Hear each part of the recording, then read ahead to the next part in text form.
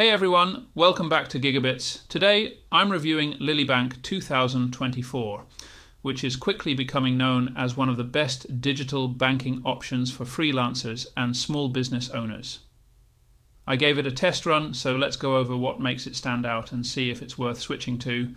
For anyone unfamiliar with Lily, it's a digital bank built specifically with freelancers and independent workers in mind. Unlike traditional banks, Lily is tailored for self-employed people who need a more flexible and efficient way to manage their business and personal finances.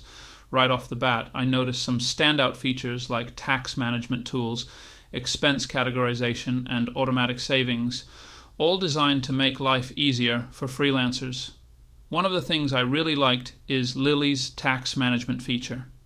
If you're a freelancer, you know taxes can get pretty confusing.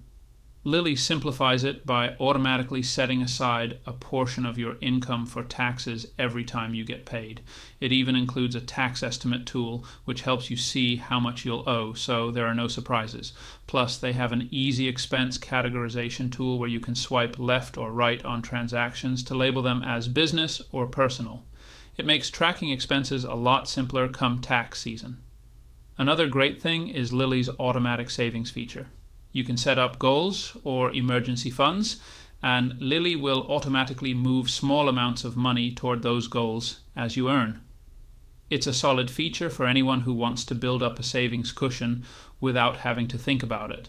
And since Lily doesn't have monthly fees or minimum balances, you're not getting hit with charges that often come with traditional banks. Of course, there are a few downsides.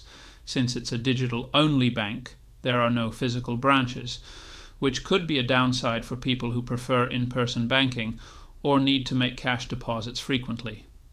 Also, while Lily has lots of freelancer-specific tools, it might not have the full suite of features that a more established bank would offer, especially for those who need advanced business banking services.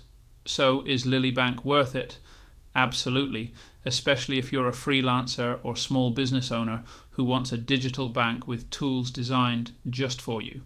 With expense tracking, tax planning, and easy-to-use savings features, Lily is one of the best options out there for the self-employed. If you're looking for a bank that understands the needs of freelancers, Lilybank is definitely worth considering.